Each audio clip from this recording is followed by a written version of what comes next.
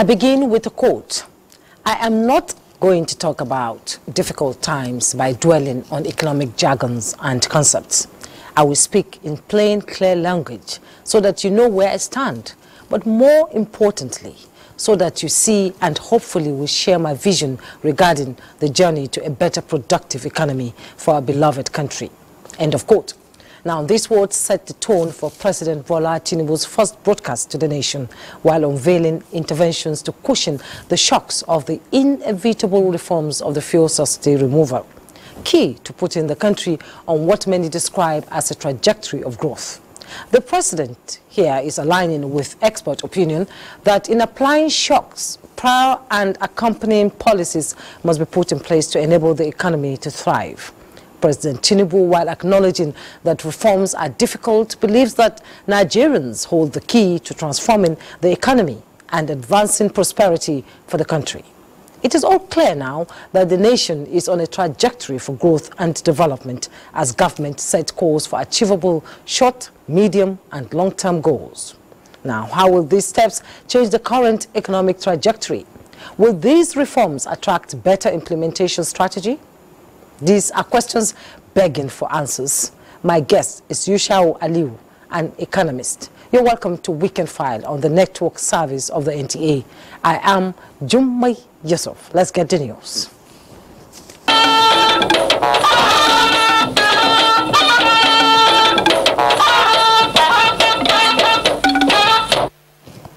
President Bola Ahmed Tinubu says a comprehensive forensic audit of the Central Bank of Nigeria is underway, while a thorough overhaul of the civil service payroll is imminent.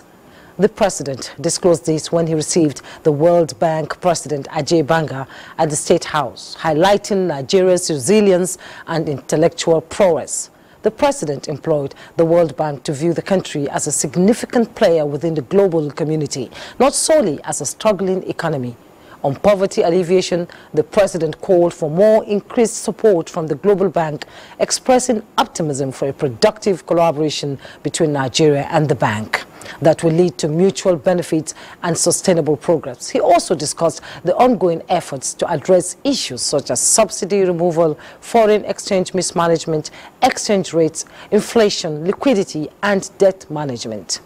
The World Bank president commended President Tinubu for his efforts in addressing the economic challenges of the country. And I commended him for a lot of the things he's doing early in his term. Not easy. Macro fiscal reforms and stability are very important.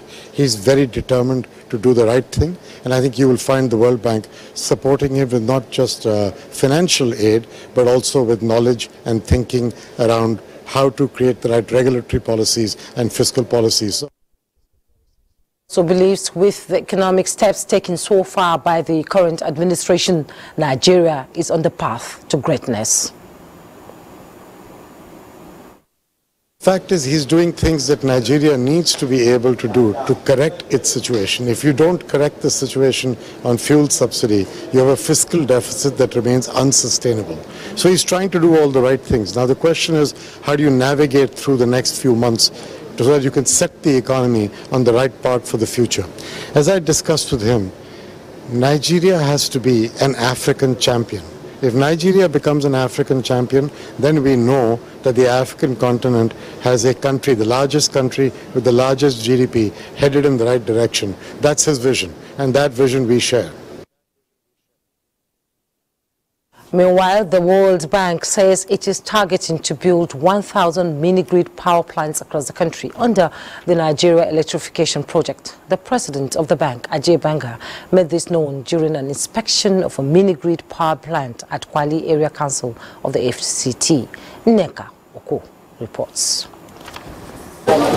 Previously overshadowed by darkness and plagued by lack of access to electricity, the petty community in Kwali Area Council of the Federal Capital Territory had long yearned for respite.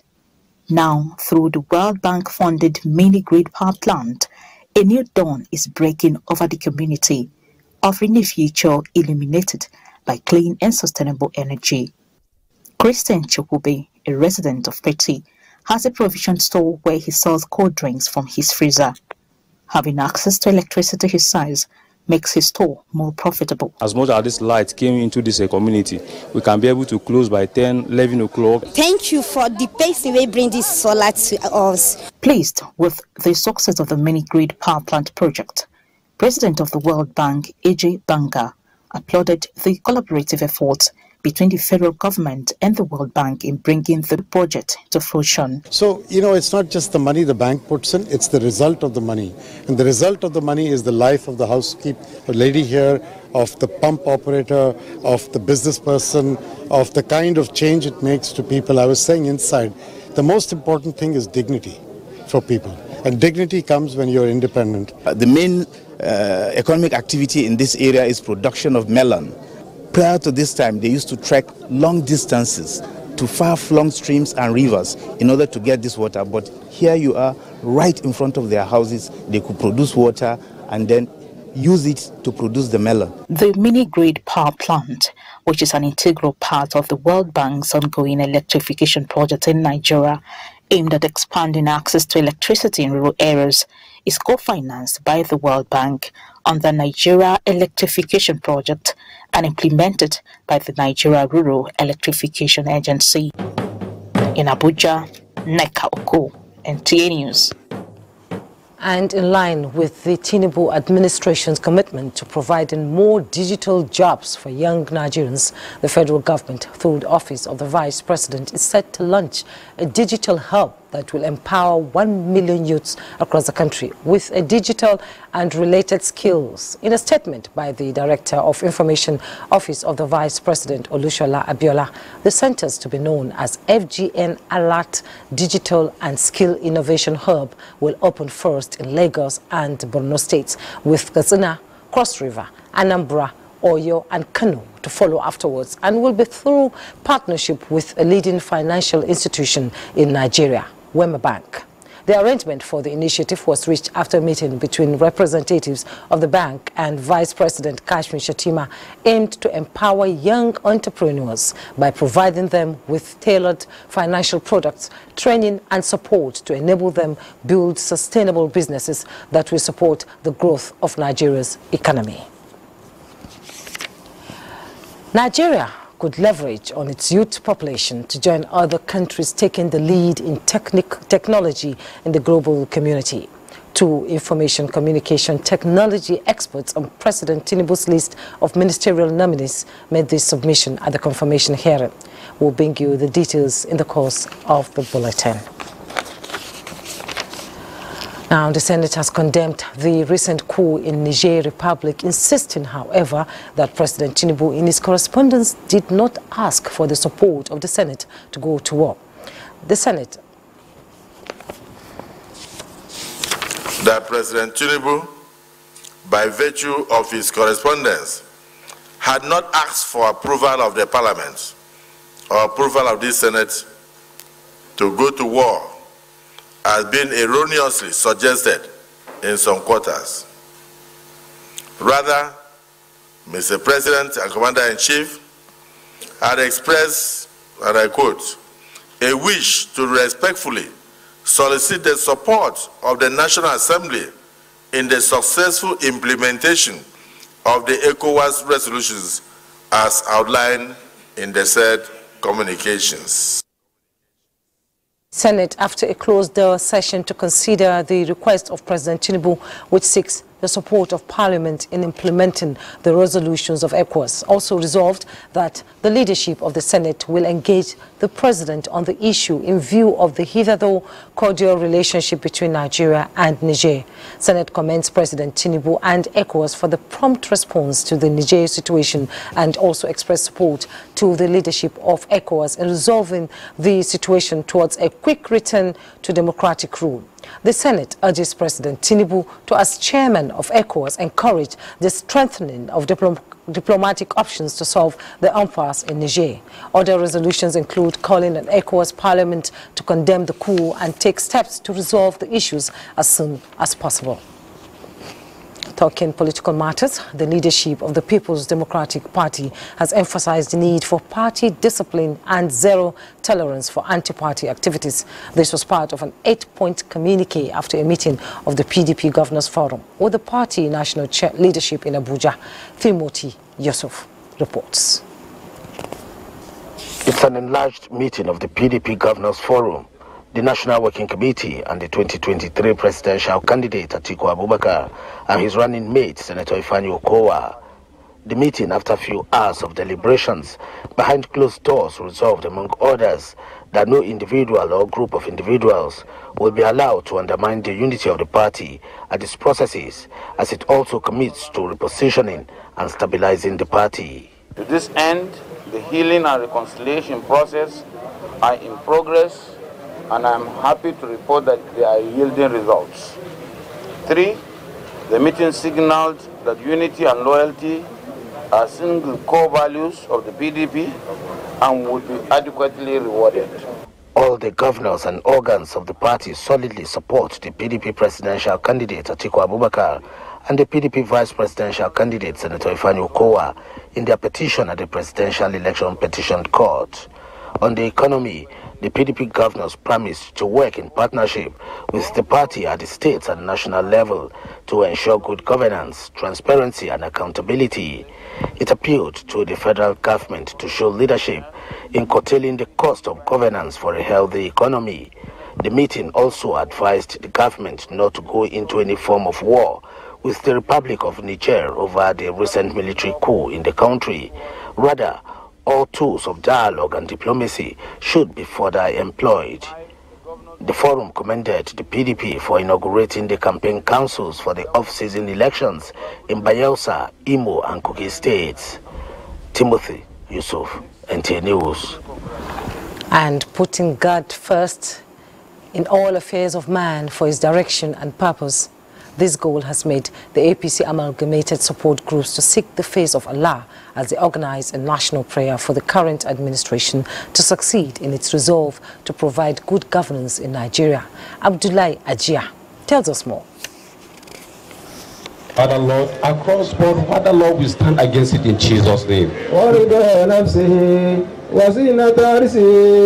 Nigerians, as a people of faith, are again demonstrating their firm belief in the potency of prayer to surmount all challenges. Members of the APC Amalgamated Support Group converged on the unity found in Abuja, first for a national prayer request for God's divine intervention in Nigeria's challenges and prosperity. We need prayer in this country because of the insecurity. We need prayer for the peaceful coexistence of Nigerians. We need prayers for God to ease our suffering. Apart from the solemn moments with God, members reiterate their commitment to the leadership model of President Bola Ahmed Tinubu, while urging citizens to join hands in the task of nation building. In the next couple of months or thereabout, we're beginning to see a bit of help coming from everywhere. We believe that Nigeria is one, and our stake in this country is the same. The group says it will also help the administration through constant reminder on the need to meet the yearnings of Nigerians in an era of renewed hope. Abdullahi Ajia, NTA News. The main auditorium of Mariam Babangida National Center for Women Development, hitherto known as African Peace Mission Hall, has been renamed after wife of former head of state, Mariam Sani Abacha. The honor is in recognition of her strong advocacy for peace within and outside the country. State House correspondent Adeni Taiwo reports that the Nigerian First Lady Oluremi Tinubu performed the unveiling ceremony. Years between 1993 and 1998, she held sway as the First Lady of Nigeria, married to the then head of state, General Sani Abacha. During the period, Mariam Sani Abacha was credited with pushing the frontiers of peace and advocacy on the continent, using the platform of African First Ladies Peace Mission. The renaming of this auditorium, which served as the venue for the inaugural meeting for African First Ladies after her, is in recognition of her contributions.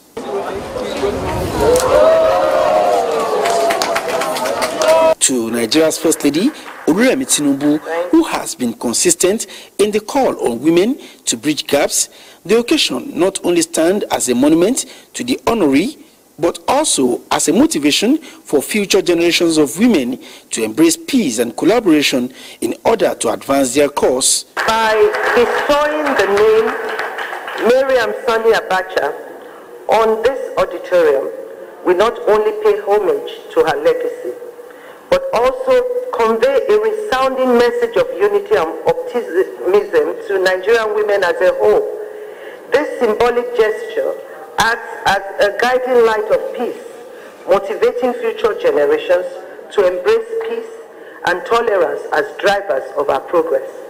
Our submission resonated in the thought of other speakers who celebrated the imagined power of women in the cause of national reconstruction. Aunties and mothers have no doubt done their bit, but the onus is now on us to keep the flag flying. Let it be a constant reminder of the needs for compassion, understanding, and cooperation in resolving conflicts and building a peaceful coexistence among nations. I'm glad that I'm party to the establishment of this Center for Women when I was president and I thank our First Lady and the Center for finding me worthy to put my name on a big edifice like this. Thank you very much. Coming sequel to the July 18, 2023 renaming of the National Center for Women Development after one of the nation's matriarchs, Mariam Babangida, the occasion is another chapter in the growing narrative of peace and solidarity among women. From the Mariam Babangida National Center for Women Development, Adeni Itaiwo, NTA News.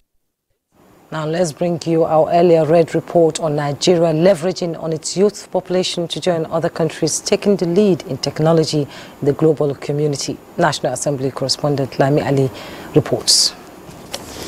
Being innovative and finding quick solutions to emerging challenges are essential to fast-track developments and achieve targets. Lola Adejon and Bosunti Jani, during their presentations at the ministerial screening, said Nigeria is richly blessed, but to optimally harness potentials, it needs to genuinely embrace technology. Without technology, we'll be living in the past. We need to move forward and we need to live in the future. We must prioritize the role of technology and innovation in raising the productivity level across our economy. We can leverage technology to increase the contribution of multiple sectors such as education, creative industry, financial services, manufacturing, agriculture, transportation, security to our GDP. The session with Boso was an opportunity to tender apologies to Nigerians for some online posts traced to his accounts.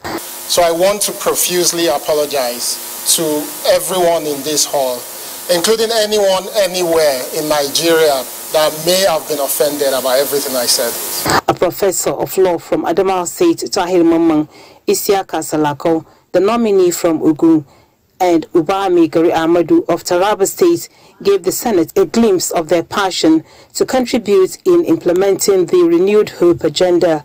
I believe that Nigeria is a gift to the black race and that everybody must join hands to make Nigeria great. We have a president who has the pedigree and the resolve to take us to the land of our dream.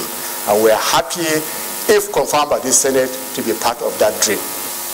I will do my best in whatever capacity I find myself, because this is a call for nation building. Senate is expected to conclude the screening of the last two ministerial nominees, Festus Keyamo SAN and Dr. Maria Mahmoud, next Monday. From the National Assembly, Lami Ali, NTA News.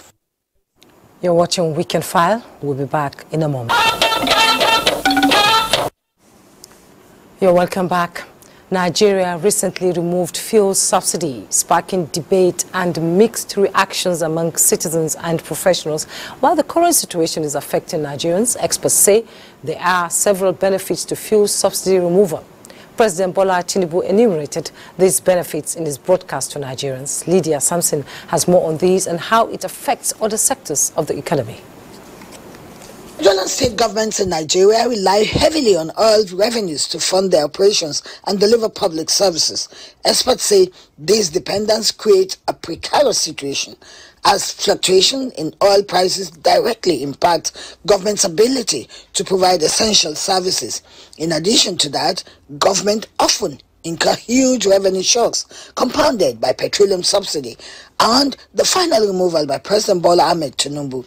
We have saved over ₦1 trillion that would have been squandered on the unproductive fuel subsidy, which only benefited smugglers and fraudsters. That money will now be used more directly and more beneficially for you and your families. Investment in infrastructure. The president said that the funds saved from the removal of subsidy will be used to invest in infrastructure such as roads, bridges, power plants, and this will create jobs and stimulate economic growth. The president's broadcast to the nation has been met with mixed reactions from Nigerians. NNPC will continue to replicate similar viable business opportunities across the nation to enable access and affordability of energy across the country. And they will all be commercial, and they will cause no pain to Nigerians. It will not only create opportunities for engineers, artisans, laborers, and expatriate staff or non-expatriate or unskilled staff, but even for the market woman that will come here to sell her food. It's a very good one because the president, first and foremost, pleaded to Nigerians to be patient with him, because these two policies are very important for our nation to grow, especially removal of fuel subsidy, as well as the abolition of dual currency exchange. Some have applauded the government for taking bold steps to address corruption and invest in key sectors of the economy. Pronouncement of the president on the withdrawal of subsidy, those are good successes that have been achieved. At the same time, I would expect that he will move quickly to ensure that the refineries at least are working. We have a solution that will alleviate the suffering of Nigerian people, this CNG. And we can't have this good thing without letting people who are supposed to know about it. Government has promised that these hardships are temporary, reiterating that measures being put in place will soon start benefiting Nigerians. Lydia Samson, NTA News. And as part of its intervention plan to cushion effects of the subsidy removal, federal government has designed programs that will address critical sectors of the economy. Adiola Kame Akere takes a look at how the recently signed executive orders by President Tinubu will impact the manufacturing sector of the economy. Manufacturing sector is a major driver of the Nigerian economy, contributing more than 32 trillion naira to the nation's GDP. Apart from providing large number of jobs for a good percentage of youths, it is the most vulnerable to any policy change or forex restructuring. To encourage greater interest, more output, while creating enabling environment for businesses to thrive, we are going to energize this important sector with 125 billion. To further ensure that prices of food items remain affordable, government is also engaging stakeholders within the agricultural value chain by targeting small enterprises while boosting the capacity of large-scale private sector players. All of this would actually help to reduce the hardship that we're going through right now. Either you produce, whatever you produce to make the sales is very, very difficult. Before.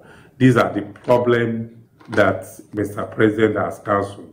The Infrastructure Support Fund for states to intervene in critical areas, experts say, will bring the much-needed relief to Nigerians. There's a structure we now need to put together to ensure that the money will be efficiently disbursed, it will go to the right segment and it will be able to achieve what is set out to achieve. It is expected that the social safety net of government will improve the conditions of rural access roads and ease the mobility of farm producers to larger markets in the cities. Adeola Komiakere, NTA News.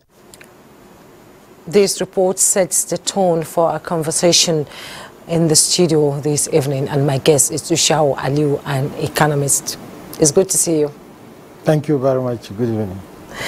The president's inaugural speech brought the first shocks, and the national broadcast is talking about bringing reliefs to ease these shocks. And we can feel the concern of the president in his broadcast to the nation about the state of the economy, reforms, and the plight of Nigerians due to these reforms. Let's get your thoughts to set the tone for this conversation. But my understanding goes directly by the pains the president is trying to share with Nigerians, that there is so much distress, especially on the management of subsidy in the past. That distress has now proved to be fruitful by having at least a trillion naira in just 2 months. It's a big money, but what is the use of 1 trillion naira to the economy? That is the second aspect, which, in my opinion, has to be put in the right perspective, looking directly at the impact the economy is looking to ginger the GDP. Let me put it this way. I have seen the fashion Mr. President is trying to speak to Nigerians to be patient. We know perfectly he himself was so patient enough to wait for his time, as rightly pointed out by politicians. But economic policies must be precise. Economic decisions must also be precise. A trillion naira, the use of trillion naira, is it to share or to invest? That is the category which I'm looking at it. That 1 trillion naira, in my own opinion, is not to be shared, because it is saved for him to invest in critical infrastructures and critical sectors of the economy. And that is fundamental. Looking at the manufacturing sector that is contributing so much, and if manufacturing sector is contributing so much, you find a situation that where is it more profitable for the economy? Is it to have a functional refinery or to invest in manufacturing?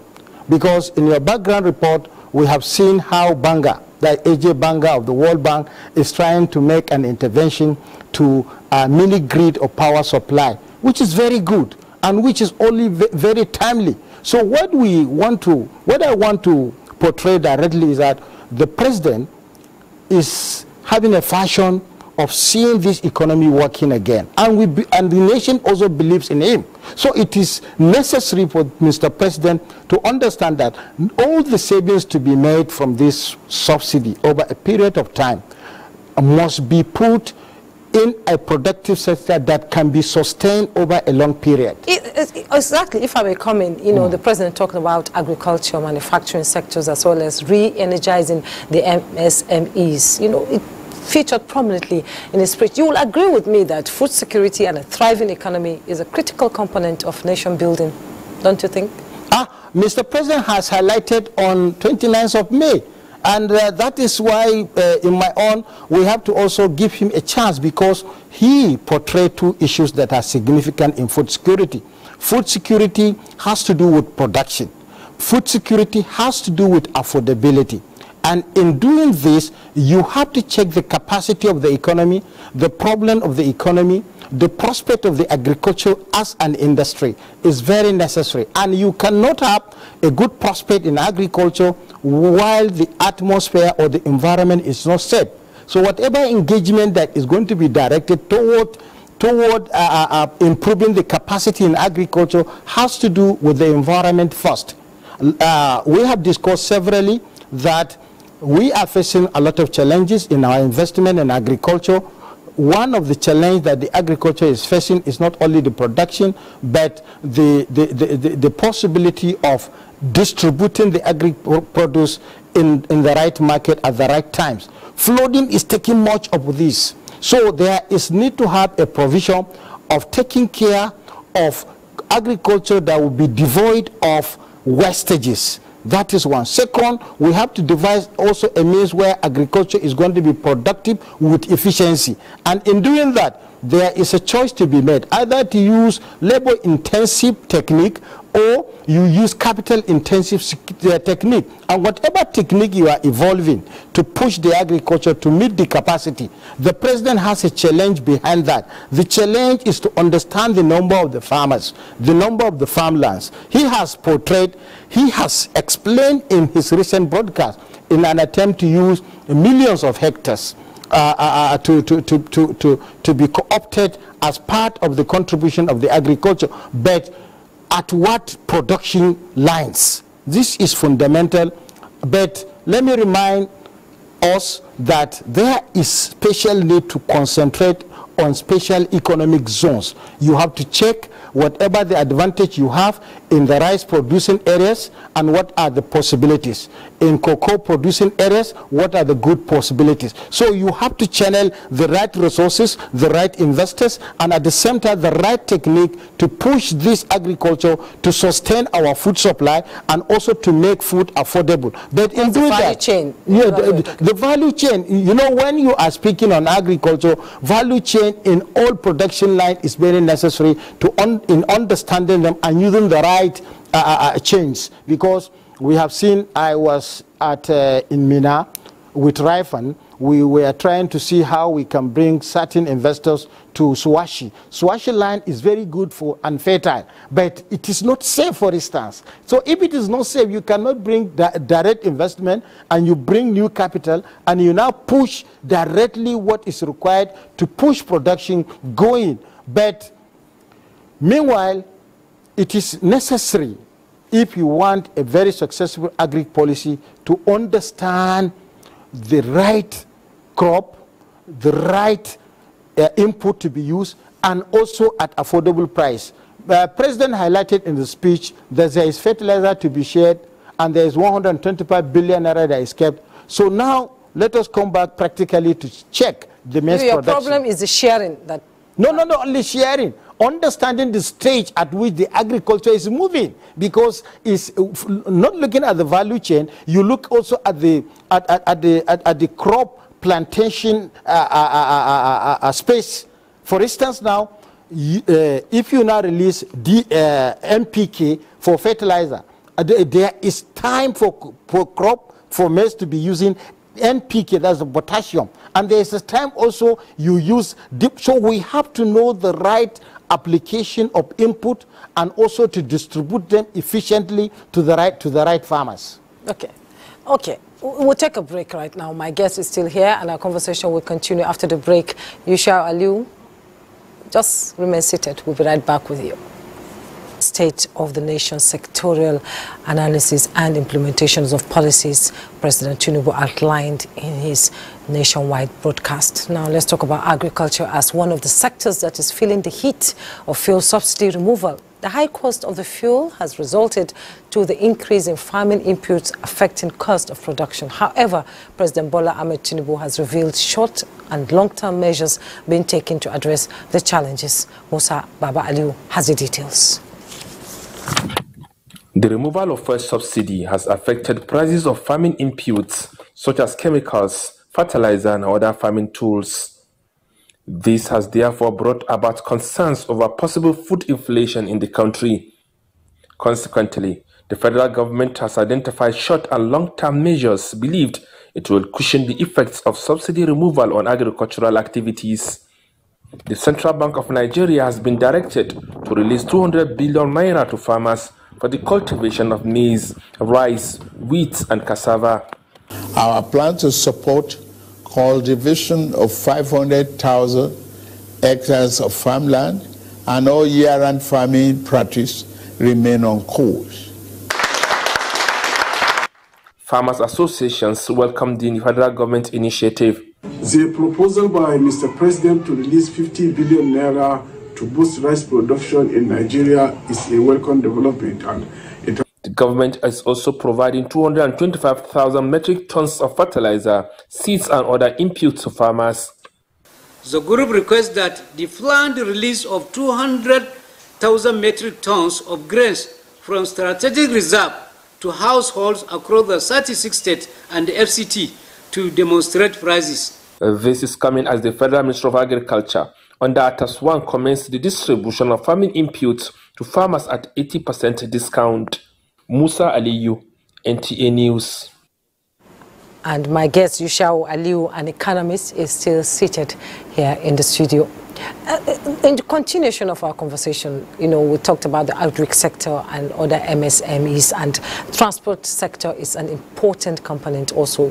And the president has said it's going to receive a boost through the proposed affordable mass transit system. Now, the president, in the few months of his administration, has, signed 4 executive orders to address unfriendly fiscal policies and multiple tax choking the business environment, especially agriculture. Now, how can these policies ease the burden for businesses? When it is properly planned, it must be properly executed. Mr. President has brought out good issues that can rescue the economy temporarily and in the short run. But if we look at the transport costs and we look at the situation on ground, there are certain things that are not going in order, especially when you check the consumption pattern. Well, you see, in economics is simple. You don't have to go into jargons to understand what the economy is, like the president is feeling. Exactly. If you want to know whether market is moving of PMS, go to filling station. In the history of Nigeria, this is the most highest period where you don't see patronage of PMS, and that resulted in the hike in the price. If that continue for a very longer period, it's going to affect the GDP of a nation because the sector is not efficient.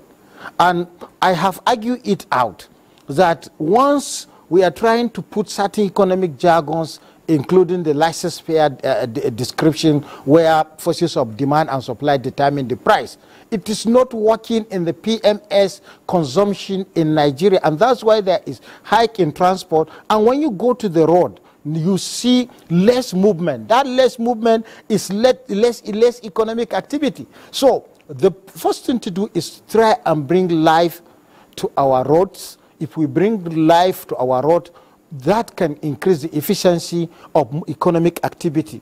Like it's understood by urban development planners, like I said some of the time, anytime when you see a city moving, like today, Saturday, Abuja is quiet, the road network is not good. Why? Because the blood capillaries, which is a road network that's supposed to be bringing people in and out, and people will have certain benefit to be derived from that movement, is not longer existing. So that process that I'm trying to bring, especially it has affected almost every sector, agriculture, transport, and here it works.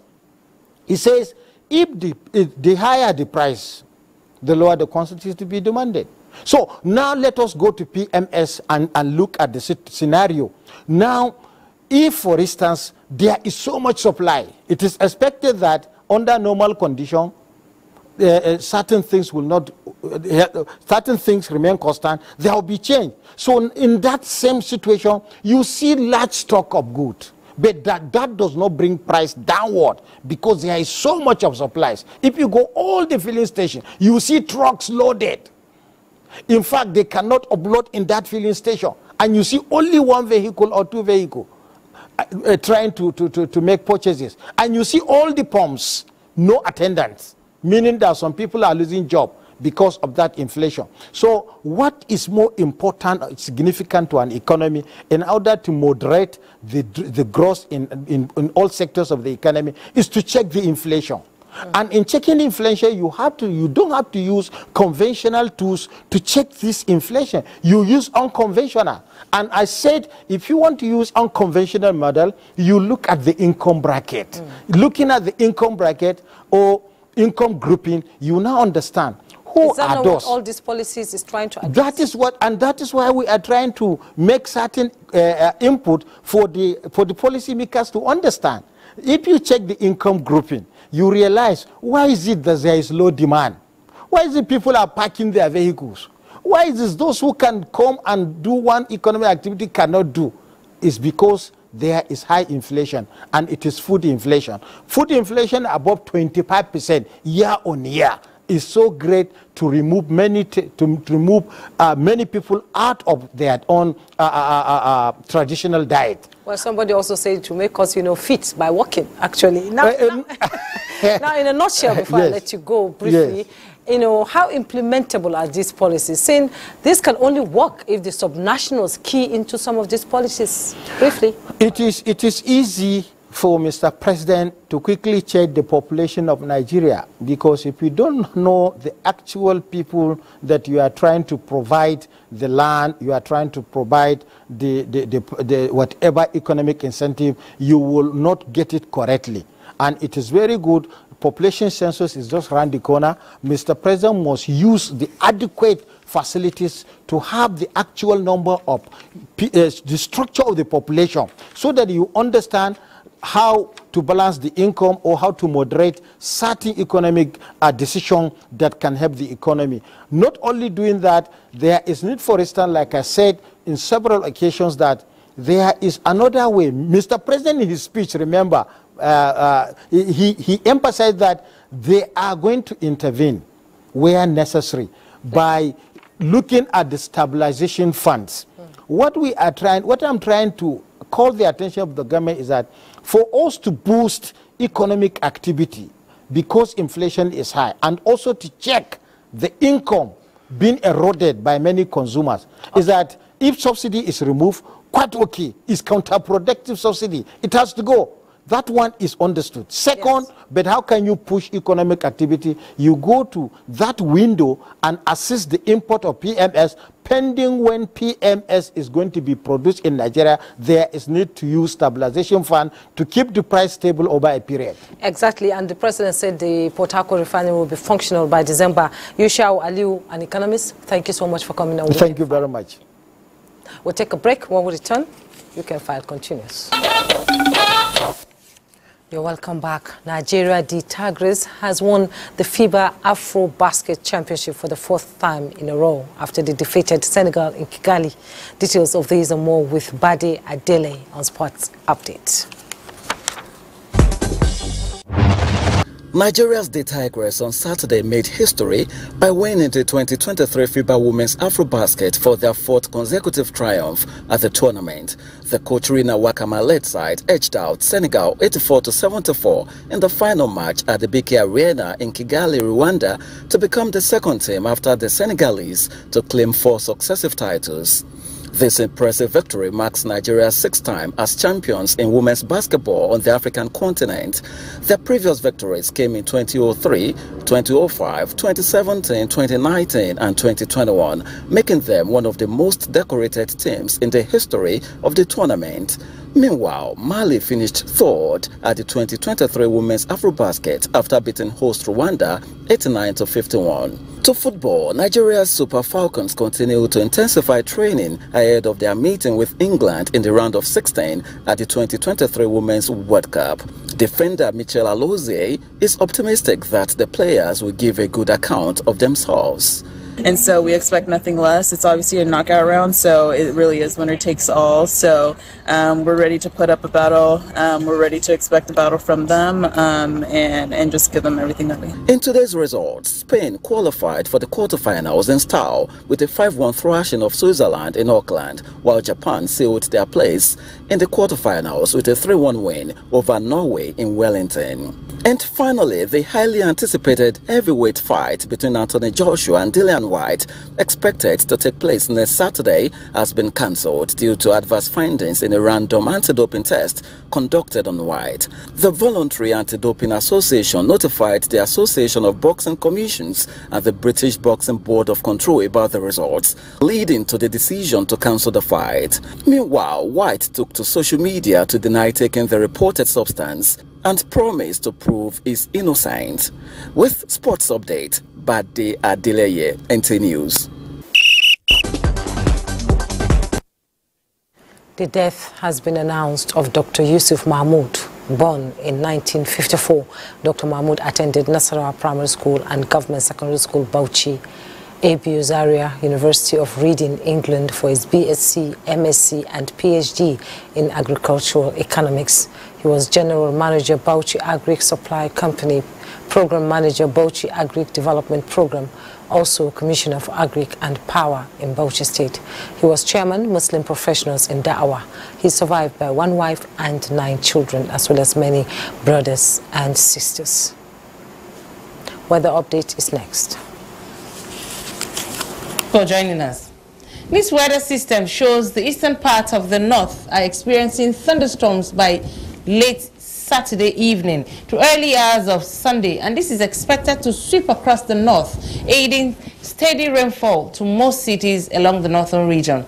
In addition to these activities, majority of the models suggest we still have good chances of moderate to heavy rainfall over the north, just as pointed out by the Extreme Forecast Index. Due to the nature of the storms expected, there are chances of flash flooding in some cities around the north. However, light to moderate rains is expected to affect parts of the central cities, Cross River, Akwa Ibom, and River States. Afternoon into evening hours still look pretty much busy with thunderstorms over the northern region, while intermittent rains will continue to affect most cities within the southern half of the country. That's the forecast. I remain Joyce Ogunleye. I'll see you again.